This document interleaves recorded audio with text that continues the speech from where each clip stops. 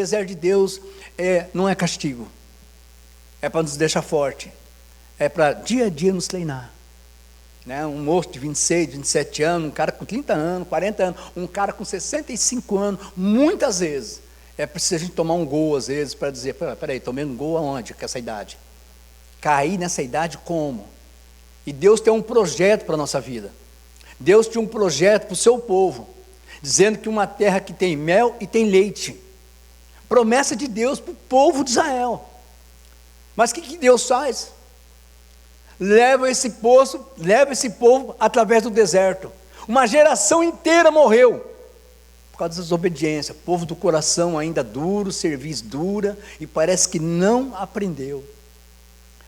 Uma vez eu conversando com o pastor, ele falou para mim, eu estive lá perto de Israel, tal, eu fui conhecer os baduínos, eles estão morando ainda, até hoje, naquelas pequenas ilhas ali ainda, eles são descendentes daqueles povos do deserto, eles não creem em nada, eles não acreditam em promessa de mais nada, eles estão vivendo até hoje naquele lugar, eles não cresceram, eles estão montando tendas ainda no deserto de Cades Barneia.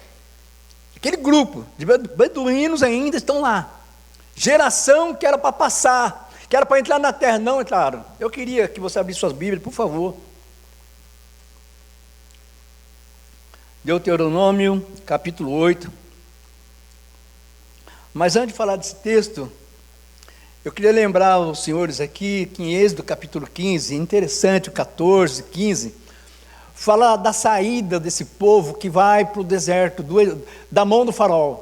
Deus fez algo tão maravilhoso, o povo preso lá, com o faraó, escravo, manda as 10 pragas, morre gente, morreu todas as crianças mais velhas morreram, o faraó ficou furioso, Moisés na direção do povo, e Deus chama um homem, Moisés, um homem gago, que não sabia falar, tinha dificuldade com a boca de falar, não sabia falar.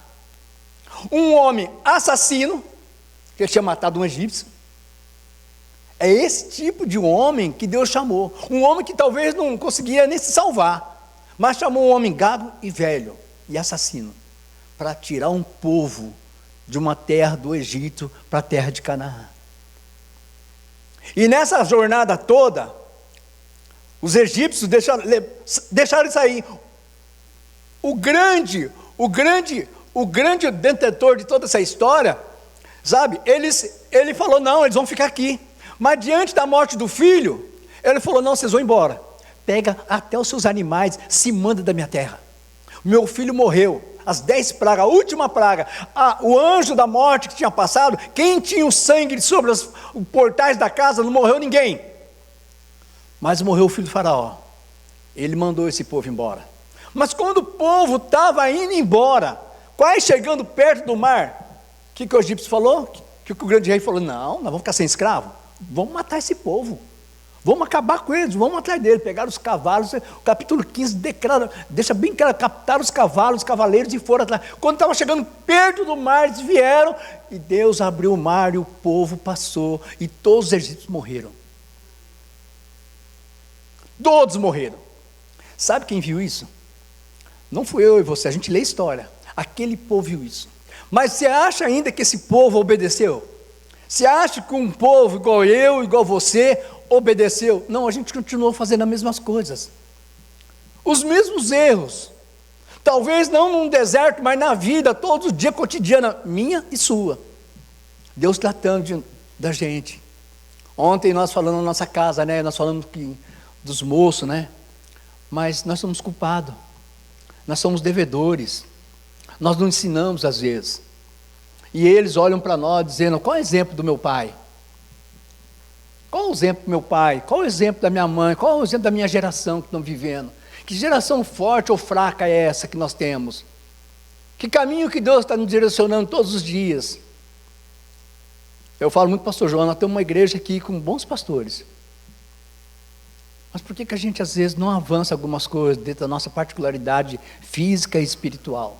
Mas o texto, no capítulo 8 de Deuteronômio, fala assim, cuidarei de cumprir todos os mandamentos que hoje vos ordeno, para que vivais e vos multipliqueis, e entreis e vão possuir a terra que o Senhor teu Deus deu sob juramento aos vossos pais.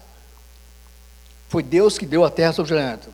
Segundo, recordai de todo o caminho pelo qual o Senhor teu Deus te guiou no deserto, estes 40 anos, para te humilhar, para te provar, para saber que estava no teu coração, se guardarias ou não os meus mandamentos. Ou seja, Deus leva um povo a um deserto, a um sofrimento, para ver como é que você se comporta. Como eu vou me comportar diante de uma situação inóspita? Diante de um lugar que só tem pedra e montanhas? Como eu vou me suportar diante de uma perda dentro da nossa casa? Estou falando de perder, não é perder TV, não. Já perde um filho, perde uma esposa. Eu estava falando, não sei, hoje aqui com uma pessoa, falou, rapaz, a minha esposa está no acampamento, não vê a hora de chegar. Eu também, parece que a gente fica na cama assim, se batendo assim, sabe? Cadê? E quando perde? Quando morre? E quando Deus leva alguém? Sabe para quê? Para nos testar. Para dizer, eu quero ver onde é que você está mesmo comigo. E nós, os pregadores do Evangelho, falamos, e não estou falando só de nós todos aqui que anunciamos o Evangelho, nós somos detentores da verdade de Deus. E aí, esse Evangelho parece que não entra na facilidade, com graça, com beleza, parece que tem que entrar com força. Parece que Deus tem que pegar eu e você, nos levar para o deserto, por sofrimento, por percas, por tristeza, igualzinho o povo. Eu estou te levando vocês para o deserto, diz aqui o texto, para que vivais e vos multipliqueis, e entreis e vocês vão possuir uma terra que o Senhor prometeu sob juramento aos vossos pais. Esses 40 anos para te humilhar, para te provar, para saber que estava no teu coração, se guardarias ou não os meus mandamentos. Ele te humilhou e te deixou ter fome, te sustentou com um maná que tu não conheces, nem os seus pais o conheciam, para te dar a entender que não só de pão viverá o homem, mas tudo que procede da boca do Senhor viverá o homem. O que ele está dizendo aqui? Está falando de Mateus capítulo 4. Lembra da tentação do capítulo 4, Mateus capítulo 4, versículo 4? Que o diabo se apresenta ali. Ah, não é tu és que é filho de Deus? Olha, pega essas pedras.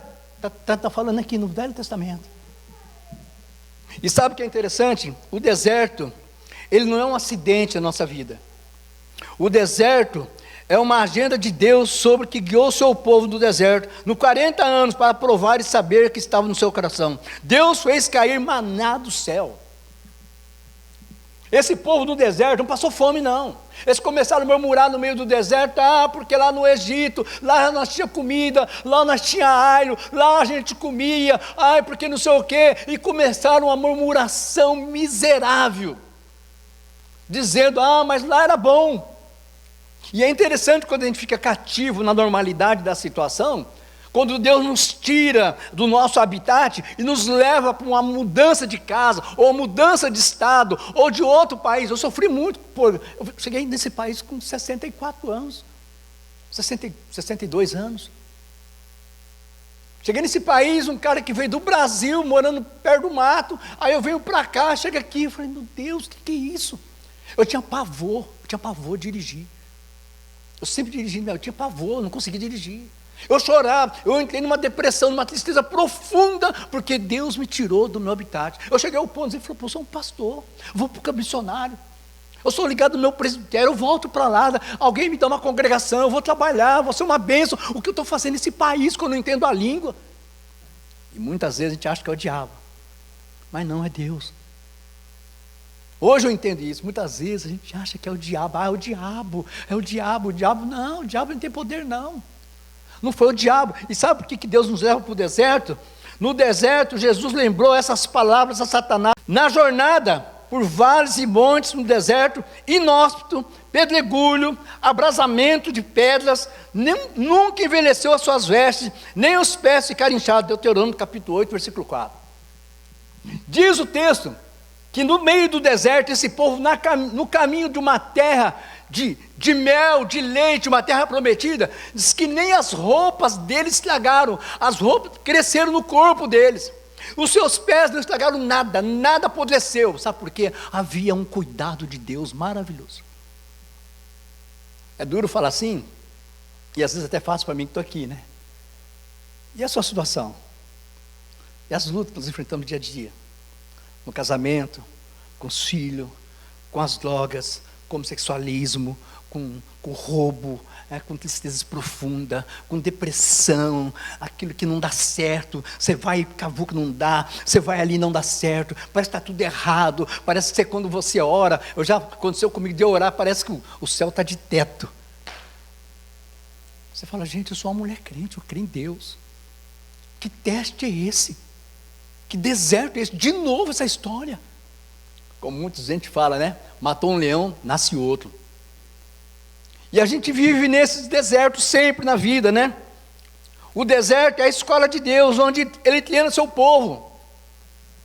O deserto é uma escola de Deus para mim e para você.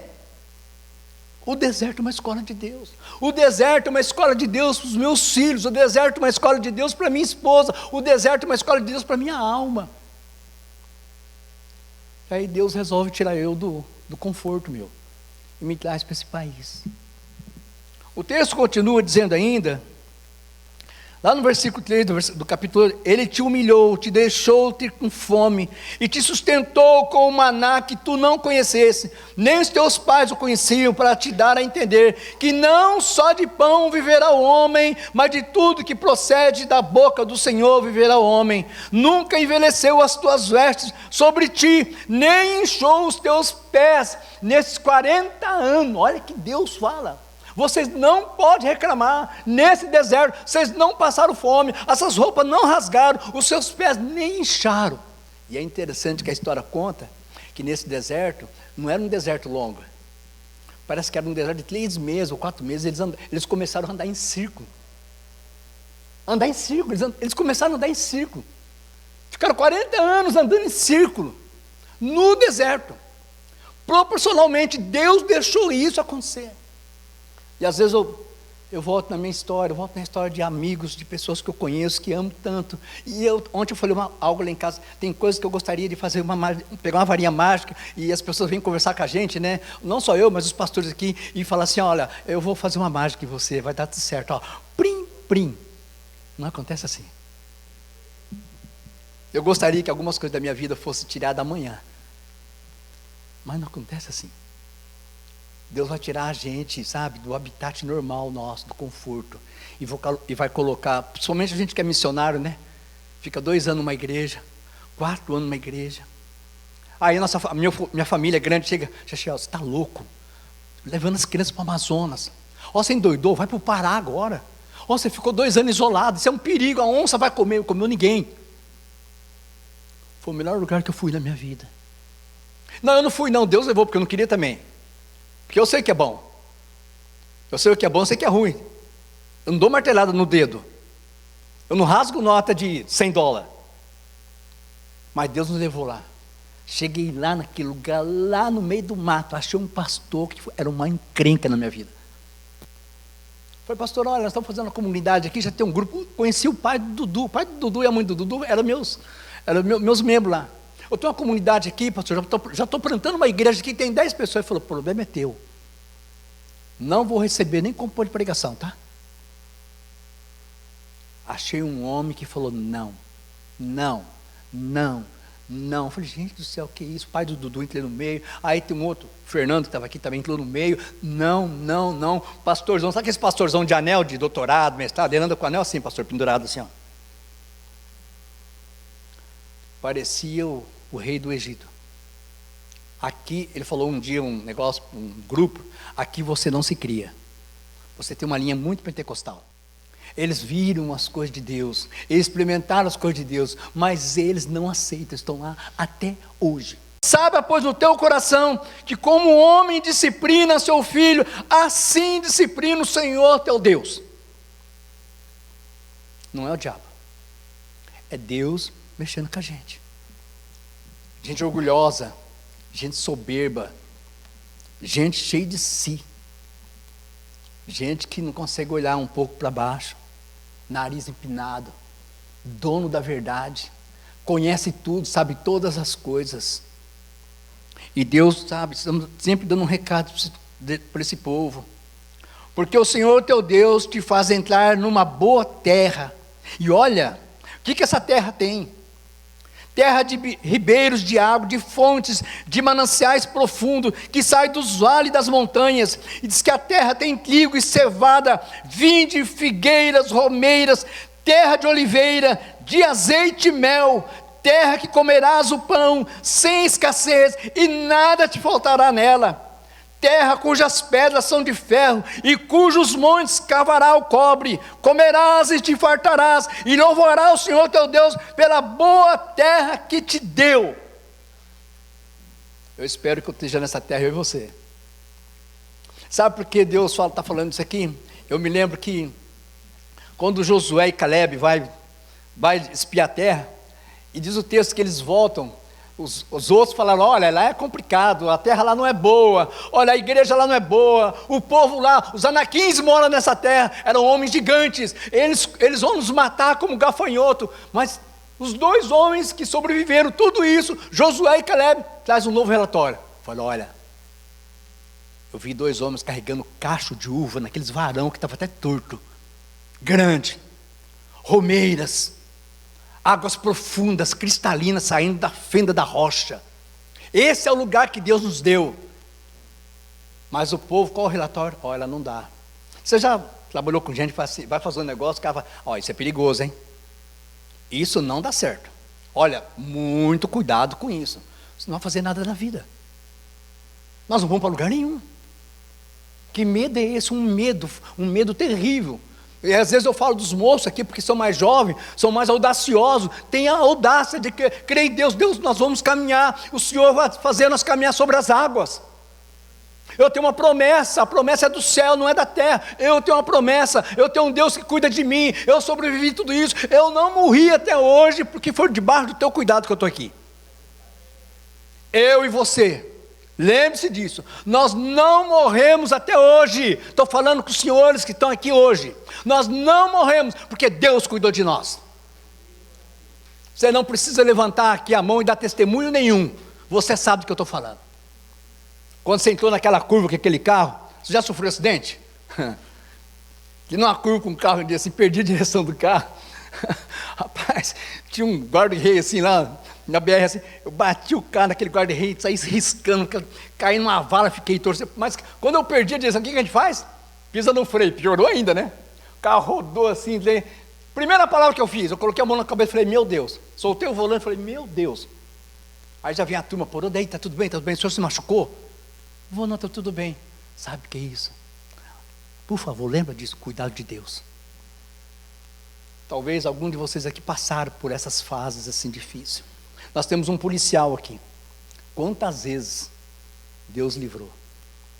Deve ter testemunhos enormes, né? O cara sacou uma arma assim, aquela coisa louca, e ele falou, Jesus, esse cara vai acabar com a minha vida. E ele está aqui hoje vivo. Ele falou, olha, foi Deus. Não é sorte. Não é sorte, é Deus. Então quando Deus cuida do seu povo, Ele cuida porque Ele é um Deus de amor. E Ele fala dessa terra, e diz que comerás o pão sem escassez, eu vou dar pão para vocês. E esse povo comeu tanto do céu, mas comeu tanto, caiu os manás do céu, e sabe que depois que eles comem tanto, sabe o que eles pedem? Mas, oh, senhor, peraí, não tem água não?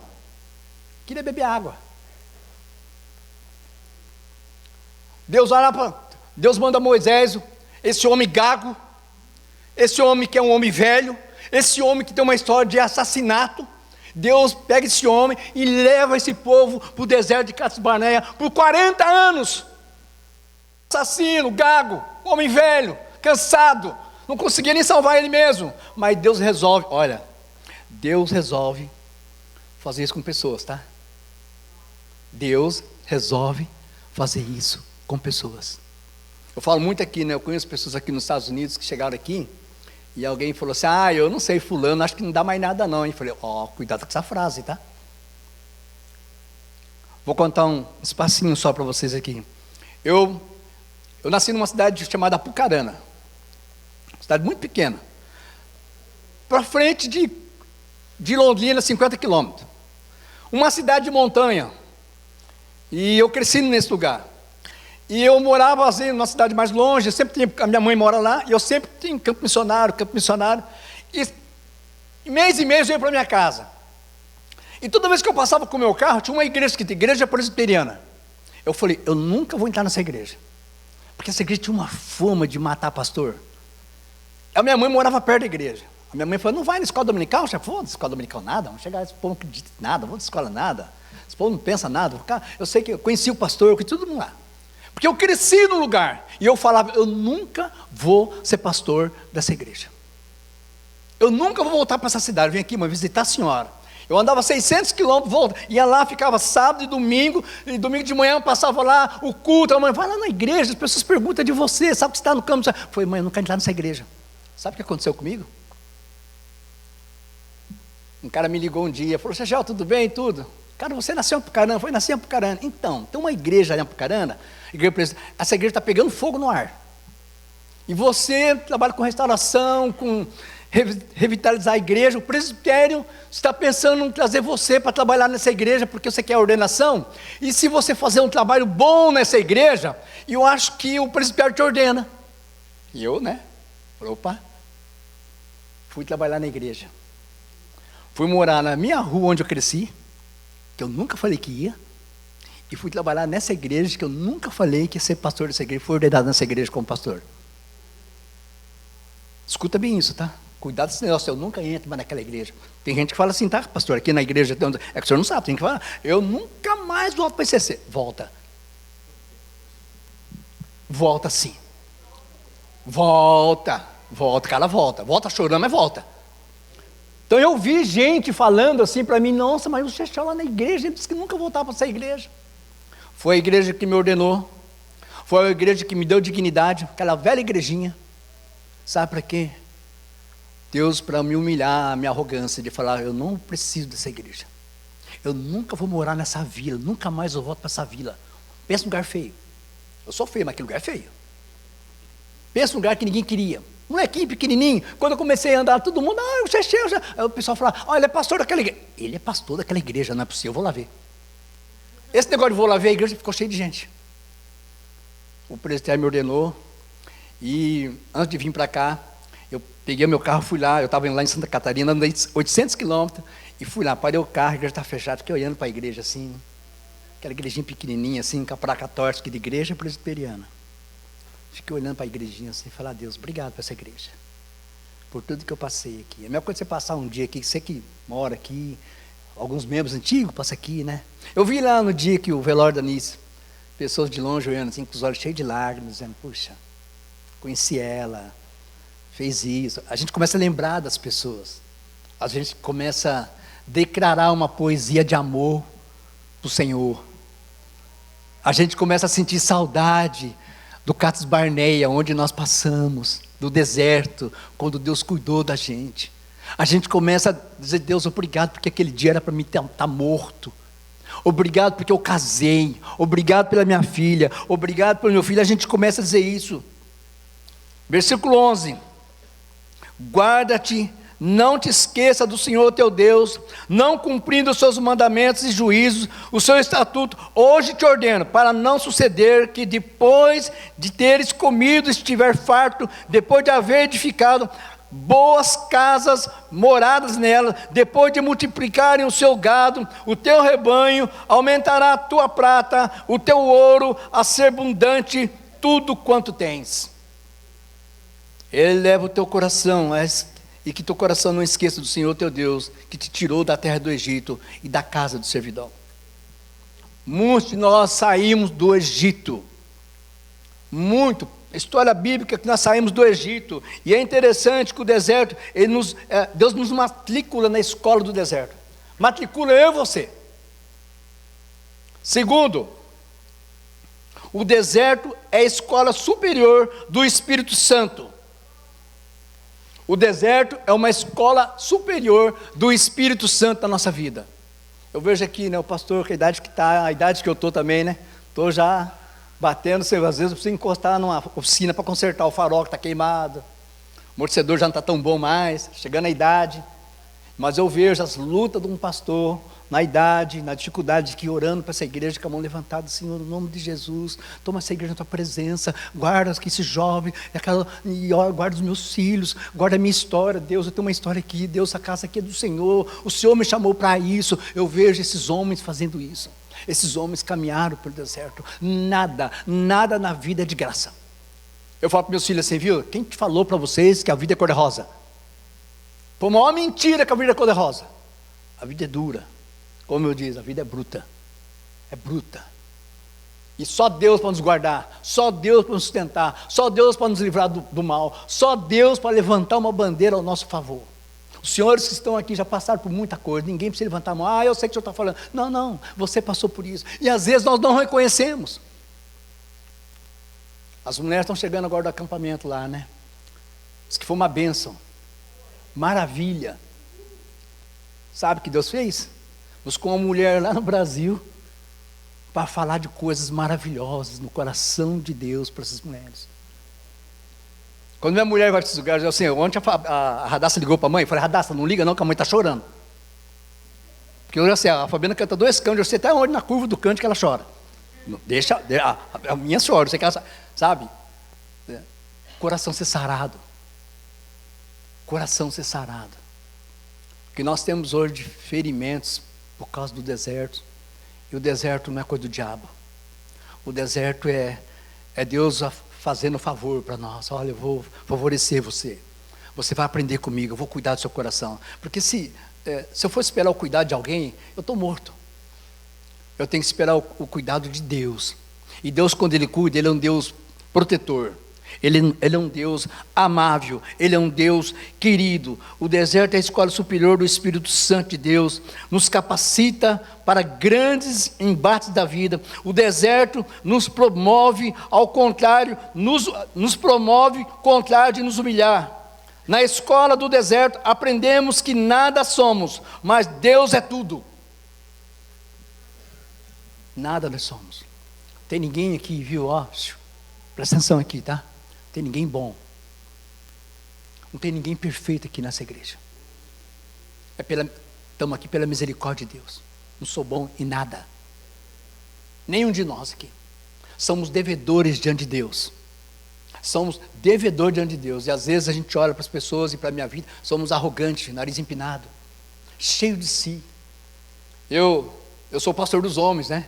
Então, eu estava falando lá ontem, lá na minha casa, eu tenho muita facilidade de conversar com pessoas que não é da igreja. Eu bato papo, cara, dou uma risada com os caras, né? Eu morei numa vila braba, assim, então eu saía lá, tinha um boteco, os caras jogando sinuca, eu ia lá no boteco. Daí o cara lá do boteco já sabia que eu era pastor, eu entrava lá, o pessoal bebendo, mas bebendo.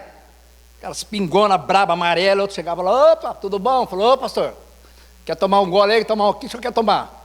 Eu brincava assim, eu chegava no balcão assim, me dá um copo de leite gelado, cara, todo mundo, está pedindo um copo de leite, eu falei, não, você é o pastor, faz não, os caras te conhecem já. Aí eu ficava lá, batia papo com a turma e tal. Quando eu mudei de lá, as pessoas mandavam recado meu, ô pastor, onde o senhor anda, cara? Cara, você não aparece mais aqui, eu falei, não, eu estou nos Estados Unidos, cara. Mas fazendo o que aí, cara? A rua está cheia de buraco, vem aqui, dá um jeito desse negócio aqui. Sabe o que é isso? Você faz história onde você está. Quem é conhecido lá faz história. Essa igreja tem que fazer história aqui onde ela está. Essa igreja tem, quando ela chega na padaria, alguém falou, alguém, você conhece alguma igreja? Conheço, o pastor João Rocha, daquela igreja ali, esse povo é da igreja. Tem algum crente aqui? Tem um pastor Chechão. Eu fiz um pouquinho de enfermagem, esses dias uma mulher perto da minha casa lá, precisava tomar uma injeção. Aí não sei quem falou para ela que eu aplico injeção. O Caleb falou, meu pai é veterinário, a senhora vai tomar injeção com ele? O Caleb, ele estraga o meu negócio. Sabe, meu pai é veterinário. Eu fiz 1 semana de injeção na mulher. Aí fiz injeção nela e tal. Ela olhou para mim assim e falou, pastor, eu vou pagar o seu. Eu falei, não, que isso? Não. E o marido dela é mexicano. Aí ele chegou lá também e falou, o senhor faz injeção? O senhor faz também, eu estou precisando tomar uma injeção e tal. No final das contas, me deram $150. Cara, também vou aplicar a injeção, $150? Mas sabe por quê? Parece uma brincadeira, né? Eu acabo evangelizando as pessoas. Quanto você cobra? R$20. Mas você mora onde? Olha, mas você quer o que aqui? Não, eu vim tomar água aqui. Você toma água? Mas você faz o quê? Eu faço ponto naquela esquina ali, ó. A Fabiana conheceu esse povo aí. Eu falei, Mas você mora que lugar? Eu moro lá na Toca da Onça. Você onde é que é? Ó, Toca da Onça. Peguei uma cesta básica e levei para a mãe dela. A mãe dela, pastor, prazer conhecer o senhor e tal. A minha filha disse que vai tomar água lá no segredo. Falou, vai e tal. Conversei. Aí a mãe falou assim, pastor, vou ser sincero para o senhor. Eu não tenho dinheiro, não consigo pagar água, não consigo pagar luz. Ela ganha dinheiro, você sabe, ela já falou para o senhor. Eu sim, tenho dor no coração por isso, mas eu não tenho aonde me socorrer. Eu falei, eu quero ajudar a senhora. A senhora quer Jesus? Quando eu falei nisso, ela falou, pastor, aí é demais, né? Aí é demais. Só quer Jesus? Eu quero orar com a senhora, orar com a tua filha. Eu vou receber vocês na minha igreja. Aí quando eu recebi eles um dia lá na minha igreja, engraçado os crentes, né? Os crentes é meio nojento, sabe? Eu tenho medo de uns crentes passar por um negócio aqui, desse deserto, eles morrem tudo. Porque eles não acreditam nisso, sabe? De cuidar de Deus. Aí aqueles crentes, eu fui receber um dia a mulher lá, com membro da igreja, toda alegre. Disse, pastor, mas esse povo é tudo largado. Eu falei, largado é agora eu e você. Vamos receber esse povo. Aquela menina magrinha, chorando lá na frente. A Darly. Chorando na frente. Ela não sabe se é mulher direito, se é homem. Sofrendo, gente que passou para o deserto. Gente usada pelo diabo. E a igreja de abraçar. Não. O cara porque bebe, filho do diabo, do demônio. Porque o cara tem um montão de problema. Aqui é o lugar dele. Aqui é o lugar dele, aqui vai receber. Eu quero conhecer, eu vou pegar esse homem maranhense, eu vou orar com ele aqui nessa igreja. O dia que eu for pregar, que ele estiver aqui, eu vou, vem aqui, irmão. Eu gosto de fazer isso, tá? Porque aqui no altar, tira os seus pés, que esse lugar aqui é santo. Quero dar um abraço dele. Eu falo assim, levanta uns 5 homens, abraça esse homem aí. Esse maranhense vai voltar para cá dizendo, sabe uma coisa, eu quero o Deus desse pastor. Maranhense. É que você não conhece o Maranhão. Você não conhece o Codó. Você não sabe o que é Codó. Maranhense mesmo.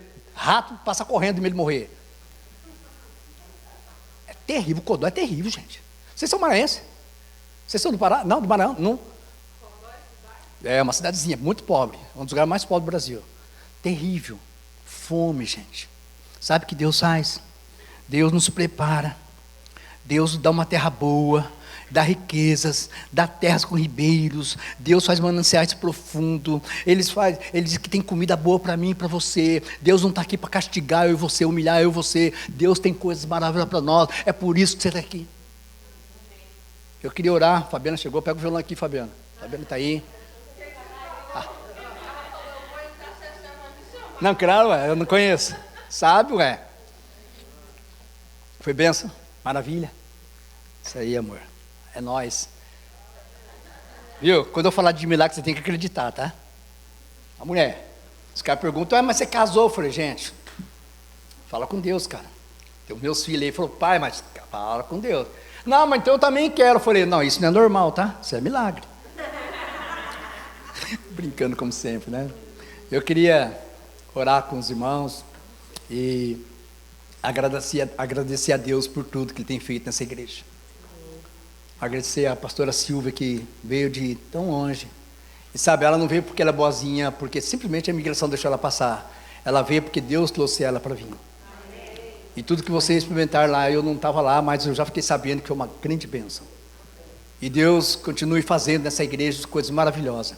Que Deus possa fazer como Ele tirou o seu povo do deserto, para comer dessa terra que tem leite e tem mel. Nós estamos vivendo uma terra, nós estamos vivendo uma terra boa. Nós temos fartura na nossa casa. As pessoas, os homens que vão em casa, nós temos uma mesona grande assim em casa. O pastor estava falando, a mesona cheia de comida. A mesa cura.